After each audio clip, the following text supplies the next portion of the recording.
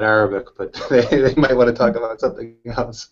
So thank you for joining. I'm Ben Orbach. I'm the Director of America's Unofficial Ambassadors, and I'll take probably about 15 minutes and explain to you about our Unofficial Ambassadors Initiative, and specifically talk about our summer service internship program. We've had 49 undergraduate and graduate students from 23 different colleges and universities do this program in the last 3 years.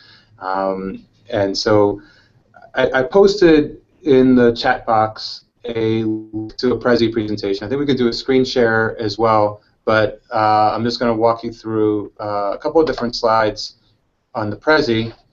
And I wanted to start off by introducing you to some of our alumni. And this first picture is of Amber, who just recently graduated from Duke University with a degree in Middle East Studies. And that's a picture of a village in Morocco in the Mid-Atlas Mountains where we send unofficial ambassadors to teach French in their one-room schoolhouse. Amber, though, taught English as an intern with us 3 years ago at a community center in the town of Azrou. And this is a wonderful community center, meeting all different kinds of needs. They have a health clinic, they offer different educational classes for high school dropouts. They never had the capacity, though, to offer English classes. That, as most of you who know Morocco know, English is probably the 4th language at best in Morocco. And so by sending Amber and other unofficial ambassadors to this center, it enabled to offer English language classes, beginner, intermediate, to adults who wanted to learn English, to young people who want to use English as a way to improve their job opportunity prospects. And it's this idea of providing a new resource to a place that's already doing good work and enabling them to do more with that resource. Another example, one of our alums is Lisa Lott, and she's just graduated from Georgetown, where she played tennis, and she earned a degree in international public health. And we sent Lisa Lott to Zanzibar to teach chemistry in public school. We have a relationship with the Ministry of Education there, and so every summer we send English teachers, science teachers, computer science into these schools, which have very limited resources, and they teach these classes, and they also run various after-school clubs, with the students there.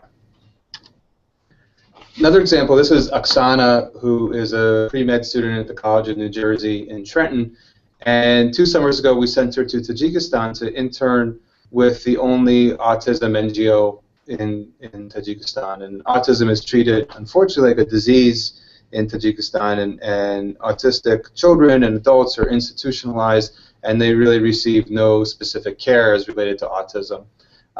This wonderful NGO offers different kinds of programs for families, and they also do advocacy work, yet they are almost entirely reliant upon foreign funding, but they did not have a website up until 2 summers ago, and we sent Oksana, another young woman from TCNJ there, and they put together a website for them, and then they trained their team to replicate the website in Russian and in Tajik. And you might say website, big deal, but for a non-governmental organization that works on advocacy issues, advocating against the ignorance of the state in this case, they're entirely reliant upon foreign funding. And so a website is an important source of credibility for an organization like that. Another person who I wanted to mention is Courtney, who a few summers ago we sent her to Indonesia to intern with a women's empowerment organization that also does domestic abuse counseling for women and young people. Courtney studied art history at Washington College in Maryland, and by no means is she an expert on art therapy, but these counselors had never heard of art therapy before, and so over the course of the summer, Courtney put together a number of training workshops for these counselors so they could incorporate art therapy into their work. The reason why I start with our alumni and these different individuals is that my hope is that for the students who are watching this and for professors who are thinking about their students is that you can put yourself in these other young people's shoes, and you can see that you have an opportunity to make a difference. I've put our mission up here that we're part of a not-for-profit organization in Washington, D.C., and we have this vision where Americans from all walks of life strive to build mutual respect, prosperity, and dignity with our counterparts in the Muslim world. I want to emphasize that we're a not-for-profit organization, that we are doing this in order to achieve this greater good, and that we have donors who support this, and we've been able to subsidize the last 3 years. We've been able to subsidize this program between 20 and 25% based upon external donors that believe in the mission and want to see young people have this kind of impact at a community level, both overseas and in the United States. And what that brings me to is the point that I've been doing this kind of work and studying it for about 20 years at this point. And not since the days and weeks after 9/11 have I felt as if we were in a worse place than we are right now, from the level of ignorance that is out there to the lack of opportunities that people have at the community level. And you really have to take this idea with all of our programs that there is something that we can do. We don't just have to watch this and accept it. Now, we have a number of different programs that we run, and we're going to talk about the summer service internship program specifically today, but these are our 3 goals for all of our programs. And if I were to bring these together with the women that you see pictured, these are high school students at a madrasa in Yogyakarta, Indonesia. And they've decided that they want to learn English, and that will help them with their prospects for the future. And so what we do is we send an unofficial ambassador there every summer to teach English, because it responds to what they've identified as their need. In the process, when Mona, if we were one of your students to Indonesia, then she would be their vision of the United States, rather than the stereotypes they already have of whatever Donald Trump has said this past week or 2 weeks, to U.S. foreign policy in Syria and Iraq, or our drone policy, but the living, breathing human unofficial ambassador with all of our different individual nuances, she becomes their face of America and challenges those stereotypes. And then it's her job to come home and help build mutual understanding. That as part of our program, she has a commitment to put together 4 blog pieces that are going to be published about her experience as an unofficial ambassador, and then to give presentations in her community, whether that's her church, whether that's her synagogue, or her campus, or public library, about these young women, for people that say they've never met a Muslim before, who think that every Muslim is a future follower of ISIS. So let's talk specifically about the Summer Service Internship Program. We're running it to these 4 countries this upcoming summer. And these are full-time 5 to 8 week individual placements with a school or non-governmental organization. And what we do is we put together a very specific scope of work that is geared towards the partner organization, and that will articulate what success looks like. What are their expectations for their unofficial ambassador, and what are they going to be working on, and what are they going to achieve together while he or she is there over the summer. For our unofficial ambassadors, we put together an individual work plan that outlines their personal and professional goals for this experience. We do check-ins throughout the internship, and then we also have a specific individual debrief when they come back and help them figure out what are their next steps for this for achieving those kinds of goals. So that's the individual aspect of the internships, but there's also this economies of scale that we put 6 to 10 interns in each country at a time. They live together either on a university campus or in a shared apartment in Stone Town in Zanzibar, or in Dushanbe in Tajikistan. They take language classes 3 times a week. These are not the language classes that you would take at your university, but rather they're geared towards survival skills. Like in Morocco, for instance, it's all in Darija, the local dialect, so that students can be better cultural ambassadors. In Tajikistan, there's a choice of Farsi, Tajik, or Russian. In Indonesia, Bahasa, and in Zanzibar, Kiswahili. Students take cultural trips together that we set up for them, and then they also join together in weekly reflection sessions. I've spoken about why we need you to be unofficial ambassadors, I think it's imperative in this subject for students to think about what is it that I get out of this internship experience. And these are the main points, or the foremost points that I think are pretty valuable. The first is there's a chance to earn academic credit. Through a relationship with the College of New Jersey, we offer a concurrent internship course where students can get 4 credits that will transfer to their home university. Or in the past, we've done different kinds of arrangements. We've supervised independent study, or we've used the opportunity of a student doing our program to open up a new relationship with a university and to sign an MOU together, so that a memorandum of understanding, so that the students can get credit for our programs. Second, we offer a certificate in citizen diplomacy for students that do at least 180 hours of direct service, that fill their speaking commitments when they come back, and that also put together 4 blog posts that are published either on the blog or somewhere else.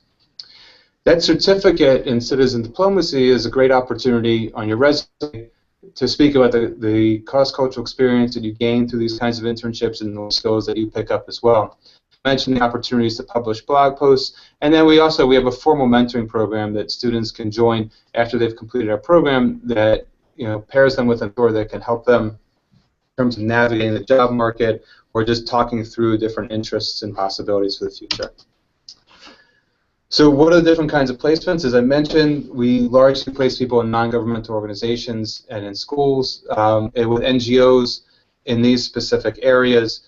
One thing I'll say is that the opportunities to intern with an NGO are really quite substantial in terms of the work that you would get, as opposed to if you intern with an NGO in Washington, D.C. I don't know a lot of NGOs in Washington, D.C.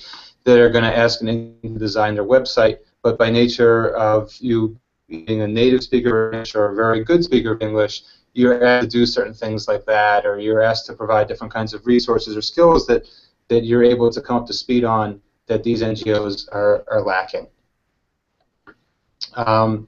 With the schools, I think the common misconception is that if you do an internship teaching in a school or in a community center in one of these different areas, that you have to have a lifelong ambition to be a teacher. And we do get interns who want to be teachers, but the point I always make is that a school is a window into the rest of a community. And so if you're interested in public health, if you're interested in international development, if you're interested in any aspect of history or sociology, that when you're spending all day at a community center in rural Morocco or in a public high school in Zanzibar and getting to know your students and learning about the community, that's an invaluable experience. That's an insight that you would never get sitting at a research center and studying a very specific issue, which is also good, but just different. And finish up by saying that so many administrators and professors are looking for signature experiences for their students to finish out at Arizona State or at UCLA, and to have that be the hallmark of their time there and what they think about. And these kinds of programs, they are that experience in terms of the impact that our unofficial ambassadors have in other people's lives, but the impact that they have on their own life and their own trajectory in terms of the friends they meet, perhaps the life partners, who they meet as a part of these different kinds of consequences on these different kinds of programs, but the interests that they develop, and really the path that they head on into the future. And so a picture is worth 1,000 words is a picture of Emma, another Washington College student, and one of her students in Zanzibar where she taught English. And I think it just sort of speaks for itself in terms of what these kinds of programs accomplish. So let me leave it there. This is a picture of a volcano in Indonesia. That's one of the trips that our unofficial ambassadors do who go there. And let me see what kind of questions. Well, Mona, you're in our chat room with us. So Mona, what kind of questions do you have and that I can answer? Yeah, thank you very much for this introduction. Very useful. Thank you. Sure. Okay, so I have actually the first question on the what they study there. When you mentioned the language classes and the cultural things, Can I have more details on this? Like you said, Yeah, like in Morocco, it will be more about survival skills in Darija, but right, then how many levels, and also what other courses do they have? Because this would be like related to the academic credit when they would right. return to Boulder. Yep. So for, I just want to flip ahead. We'll get to safety probably in a minute or two. Um, so for the summer program, because we also have a semester program in Morocco as well. For the summer program in Morocco, the language classes are not for credit. And so they're offered at El Akhwain University, and it's one of their Arabic instructors actually who worked for a long time as an instructor for the Peace Corps. And the classes are for about an hour and 15 minutes, 3 times a week at the university, and the students live at the university at the same time. And it's a 5-week class, and it's focused on Darija and survival skills. They actually, in the summer program, students do not take other or any academic classes aside from the potential internship class that they would register for at the College of New Jersey. With our semester of service program, what we've done is we've taken the summer program and we've turned it into a full semester abroad. And so with that program, students' internships in Morocco specifically are 15 hours a week, and then they take 2 to 3 humanity classes. Actually, at El Akhwain University, they would take 3 classes, including Arabic class. And so that could be history of Morocco, or political science of the Middle East and North Africa, whatever it may be. And so they get a transcript of 9 credits from El Akhwain University, and then they take the internship class registered through the College of New Jersey for 4 credits. And so and we can send you more specific information on the semester program. We run this in both the fall and in the spring, and our deadline for Morocco is going to be coming up in May for the fall. The program in Indonesia is a little bit different because the internship is 25 hours a week, and the classes, the humanities classes, it's 2 classes. They only meet once a week for an hour apiece. Mm-hmm. And in this full semester, the fall or the spring, so they study MSA or also Darija? They study MSA. So whatever, they do a placement test at the beginning of the semester when they arrive, and then whatever they place into, they have Arabic 3 times a week. I think it's an hour or a little bit more than an hour each class. Okay. And but then why you said in the summer the language classes they will not have no credit on that? No, there's no credit because it's either 5 to 8 weeks depending upon which country, and the emphasis of the summer program is on doing the internship and the service at each partner NGO. And the last couple of years, because of the calendar and Ramadan, it's difficult to get full-time service in as it is, and then to build around a language schedule as well at the university, it makes it nearly impossible. And the emphasis for the summer program is really much more on the service piece, and then for the semester program, the service piece is key, but it's a full academic semester. Okay.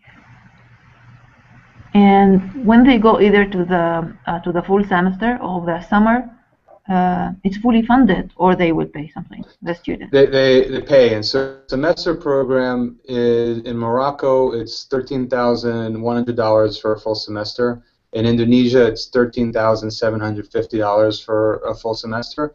And then for the summer program, there's a scale on our website. Let me get the link for you right here. And depending upon which country they went to and for how many weeks, it ranges.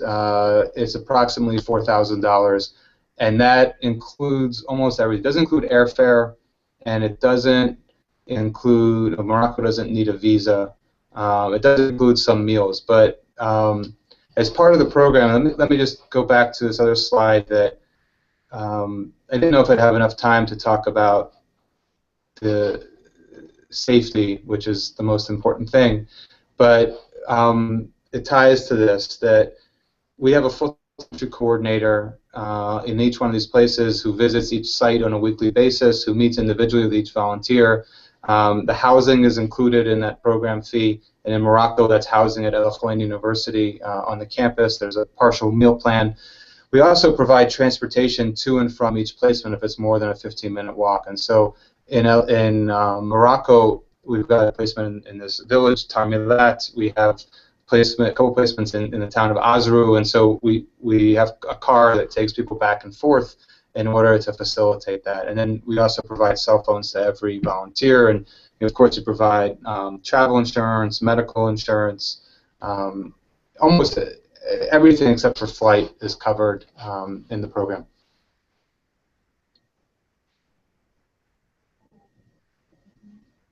Okay. And is there, like, if you know, like, if they can apply for any scholarship that can fund this program for them, or there is no, like, scholarship you can offer? Yeah, so we offer partial, and when I say partial, I really mean symbolic scholarships to help people with a little bit of the fee. Like we have Mosaic scholarships that people can apply for. They're $250 to $500. We also have a number, like, you know, this is we're putting this out to PAC-10 schools, like the Arizona State Honors College has $1,500 scholarships that they offer to their students who do this. And so there's always different kinds of internal resources at each school that we encourage students to seek out. And then we have a number of external donors who have provided you know, $500 to $1,000 scholarships that people can apply for. What I mentioned at the beginning when I was talking about us being a not-for-profit organization,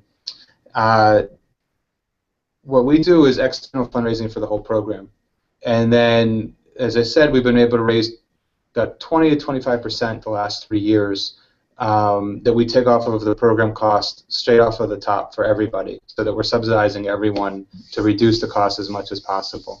But there, you know, this is always a problem, and we're always trying to improve our fundraising efforts so that we can take a larger subsidy. But it's one of the reasons why we really encourage people to plan in advance for these kinds of experiences that, you know, you need to save. And I'd also say that, you know, almost every year we've had a number of people who are on plans, which we do with people as well. And so we extend it out, you know, 6 months after the experience, you know, where they do a monthly payment on their plan. Okay. Very good. And then after they return, they would join this mentoring program, or yeah. So here's what we do after, you know, when they come back, we do a group reflection session. We do an individual reflection session where we talk about the individual work plan, and that's with either me or one of the members of our team, and we talk about next steps. And then we have this mentoring program where we have a network of international development professionals and educators, and, you know, we have a series of structured conversations that we have our mentors do with our program alumni. But what has to happen with that is that the alumni has to opt into that program, because we have these people who are volunteering to be mentors, and so we need for our alumni to take it seriously in terms of what they're, you know, these other people's time and that relationship. So, you know, by and large, a majority of our alumni don't opt into that mentoring program right away. Like, what I've seen is that 2 years later, people want to have a mentor as they graduate from college, or they're thinking of the job market. And, you know, one of the things that I'm really proud of, like, we're a small not-for-profit organization in Washington, D.C., is that, you know, I can rattle off all 49 students who have done this program. I think I wrote 10 or 11 letters of reference in the last 3 months for our alumni. And so just because people are not in touch for a year or two, it doesn't mean that they've closed the door, that we remain open to, you know, because this is a people-to-people business. That you have, like, these are our unofficial ambassadors, and they've done this really great thing at a community level and at their own community level. And so we want to continue to help them grow. Okay, thank you. So again, to the language classes, if you don't mind, in Morocco, because here our classes, they are run by mixing the dialecate and MSA together in the same class. So we are using Al-Kitab, the third edition. Our focus is on the Egyptian dialect, but if any students wants to go for the Shami dialect, then they can go. Yeah. Then my question is on the how the language classes are run. There is also a mix of the dialect. Are they using Al-Kitab or they are separate? I'm going to have to get back to you. I'm personally very familiar with Al-Kitab. Yeah. And Aleph Ba and Khalid and Maha and right, the whole team. But I'm not sure what they're using at Al Akhwan University. I can ask them, and we have your email, and I'll email you an answer. The issue is because I'm asking because we had a case of students who went to the Hebrew University in Israel, and there they split the classes. So they have MSA and they have the dialect. So he only studied the dialect, the Shami one. Right. And then we said, okay, we will try to give the credits for the dialect, but then we couldn't because we mix our courses are really mixed. So we couldn't give him the credit either because our advisor said we cannot give him like half the credit or 3 hours of the 5 or 2 hours. So this could be an issue. So, yeah. So well, I know that the course listings are MSA, and I think if I remember correctly, they offer like a 1 credit, Darija class during the semester, that is like a conversational type class. But let me verify, and either Kathleen or I will email you back. So Kathleen is saying that she thinks that they use El-Kitab, but we'll get you a definite answer. Okay, thank you. Yeah. Thank you. Yeah. And then if one student's 1 year, he wants to go to Morocco, he can reapply next year to go to Indonesia, or yes, that's a dream. Is it possible? I would love to have repeat customers because you only get better at this with experience. It's funny, about half of our students who've done this program, this is all just an idea for them. They don't have experience overseas or an NGO. They are just up for a big adventure, and they do this kind of experience, and they come back so much more channeled in terms of what they're interested in, and so it just will make them better for the next time that they're working in a school or an NGO overseas. So we haven't had a person that's on the program twice yet, but now that we've only recently started offering the semester program, so now that we're offering semester programs as well, I hope that people that go for the summer and stay for the semester, and that also enables us to have a better impact in the community by having more volunteers out there. Okay. Okay. So the last question about the other countries I have, because here we are offering a certificate. We actually don't have a minor yet in Arabic language. Yeah. So we are still working on the program. So we have a minor, but we are offering a certificate in Middle Eastern Studies and Islamic Studies. So I'm also would be interested to know about the cultural courses or the history courses they would may take in Indonesia or Tajikistan or Zanzibar, that we can also give them some credit if they want to go to Morocco. So you asked about that, the first question, and I never answered it. I'm sorry.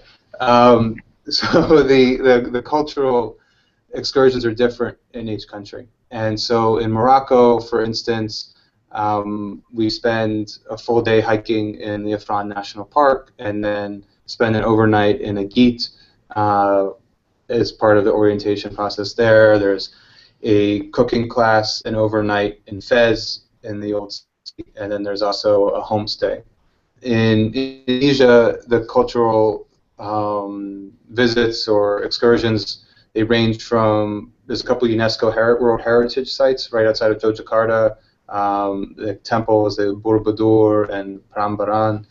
Also, volunteers spend like a half day planting rice in a rice paddy and understanding what that's all about, doing that every day for 40 years, getting a window into doing that. I'm not sure if you're familiar with batik, which is the national, it's like their national garb, the different patterned shirts and dresses, and so they spend like a half a day doing batik and learning about that.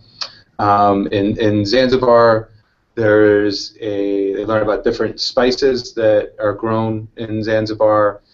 There's this place where you there's 150-year-old turtles, like these gigantic turtles. They go for half a day and they visit that. And there's another thing that they do where they go snorkeling, and then they do like the fruit island where they get like a whole thing on the different kinds of fruit that grow there.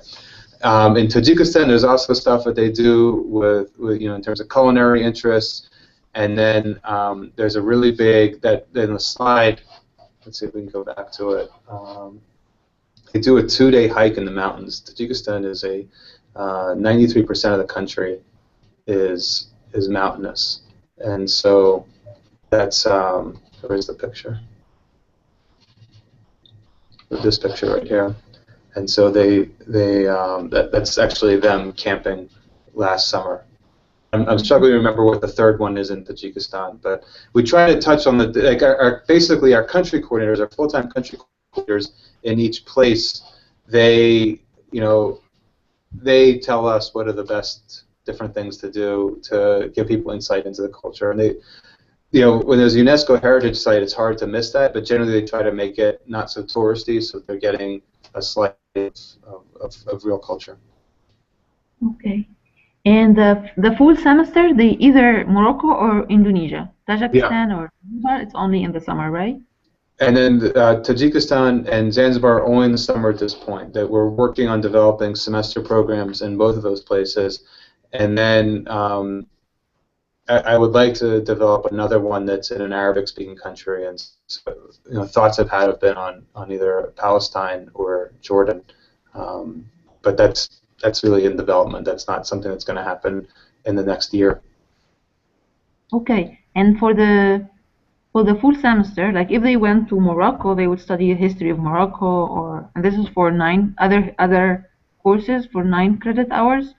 And then if they would go to Indonesia, they would study the history of Indonesia. That's right. And one important thing to say about they would get a full semester's worth of credit for going to Morocco, but 9 of it would come from El Akhwain and 4 would come from the College of New Jersey in Trenton. And then with Gadjah Mada University in Indonesia, they would get 15 credits that would transfer from Gadjah Mada University, be transcripted in English as far as the credits. They can produce English language transcript. And so they would have 2 humanities classes at Gadjah Mada University, like as you said, in politics of Southeast Asia or Indonesian history or whatever. They have a number of classes that are taught in English, and then they would have Bahasa Indonesian class, and then they would have a 20 to 25-hour week internship. And so in Indonesia, the internship class is taught through the Faculty of International Relations at Gadjah Mada University. And that Gadjah Mada University is considered, if not the best, then one of the 2 best universities in Indonesia. Okay. Thanks for this. Because in the certificate, we have 2 assistant professors, like teaching classical Arabic literature and modern Arabic literature. Also, they give introduction to Islam. This is part of the certificate. Yeah. And also, students would choose either Arabic or Farsi. So, So your students, if they went to Tajikistan, could take Farsi classes 3 times a week at a cultural center that we partner with, and that would not help them with getting it, but that would help them with actually being able to speak Farsi. And those classes are beginner, intermediate. Like they're part of a system where they're offering these classes at different levels. And so there's not a lot of places these days where people can go and study Farsi, and I don't speak Tajik or Farsi, but I understand that the languages there are a lot of commonalities in it as well. So last summer we had a student who had studied several semesters of Farsi in the United States, and then was walking around Dushanbe speaking with people in Farsi and getting along to some degree. I don't think that he was. I think that there were some challenges, but that may be similar to a student that has only taken Modern Standard Arabic and is trying to walk around Morocco speaking Modern Standard Arabic, but hopefully better than that. Okay. Yeah. I understand. So I will get to you on the curriculum of Akhwain University, and You know, both Kathleen and I are happy to be in touch with you, your Thank you. students, colleagues. I'd love to continue to have this be the beginning of a dialogue rather than that's it. Yeah. And also, I would be also interested to that we have, because we have a meeting tomorrow in the department, so you can have the description of the other courses, like the history of Morocco and whatever they take in Indonesia. Then this would also be helpful sometimes. They can we have all that on our website, and we will send you an email with the links to it, and with descriptions of the programs. Okay. Okay. Thank you very much. This was thank you. Nice to speak with you. Yeah, it was very nice speaking to you. Okay. Thanks. All right. Bye.